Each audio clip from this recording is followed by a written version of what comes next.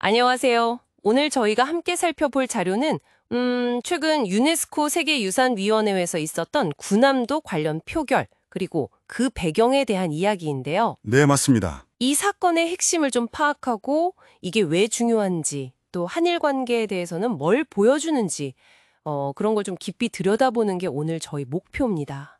우선 그 시작점부터 짚어봐야 할 것 같아요. 2015년의 약속 말이죠. 네, 모든 일의 시작은 사실 2015년으로 가야 합니다. 그 당시에 이제 일본이 군함도, 정식 명칭은 하시마죠.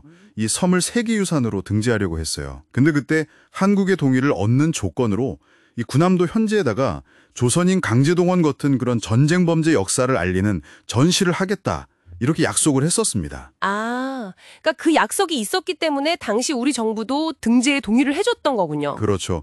일종의 전제 조건이었던 셈입니다. 그런데 그 약속이 제대로 지켜지지 않았다. 이게 이제 문제의 핵심인 거죠. 네, 그렇습니다. 등재되고 나서 거의 10년이 다 되어가는데 일본이 약속을 제대로 이행하지 않았다는 겁니다. 지금 군함도 현장에 가보면 그 메이지 유신 시대 산업화 성과 이런 것만 막 강조되어 있고요.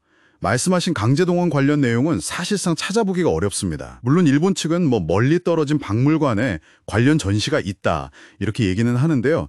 그 내용마저도 좀 모호하고 전쟁 범죄를 명확하게 인정하지 않는다는 그런 비판이 계속 있었죠. 거의 10년 가까이 약속이 이행되지 않으니까 그 불만이 쌓여서 결국 현 정부가 유네스코에 공식적으로 문제를 제기한 거군요. 네, 맞습니다. 그래서 유네스코 역사상 처음으로 이게 만장일치가 아니라 표대결로 결정되는 상황까지 간 거고요. 정말 이례적인데요. 결과는 어떻게 나왔나요? 네, 말씀하신 대로 정말 이례적인 상황이었어요. 지난 7월 7일이었죠, 프랑스 현지 시각으로. 회의가 열렸는데 1시간 반 정도 21개 위원국이 비밀 투표를 했습니다. 그 결과가 좀 일본 측이 낸 안, 그러니까 군함도 문제를 유네스코에서 더 이상 다루지 말자, 이 안이 통과가 된 겁니다. 찬성이 7표, 반대가 3표였고요. 근데 여기서 주목할 점은 기권이 8표, 무효가 3표나 나왔다는 거예요.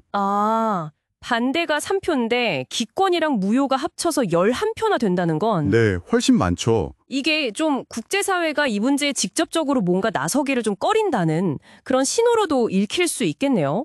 단순한 표결 패배, 그 이상의 의미가 있어 보입니다.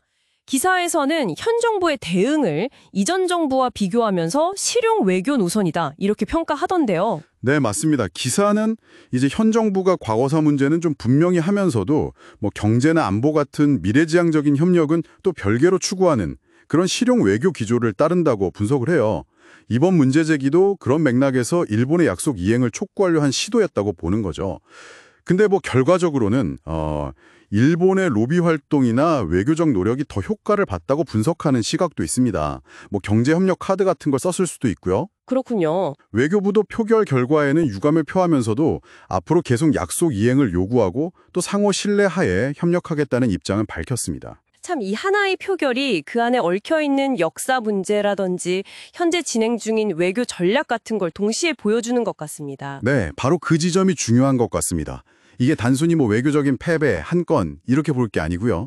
국제 무대에서 이런 역사 문제를 다루는 게 얼마나 어려운지, 그리고 강대국들의 어떤 현실 정치 논리가 어떻게 작동하는지 이걸 부려주는 하나의 사례라고 할 수 있겠죠.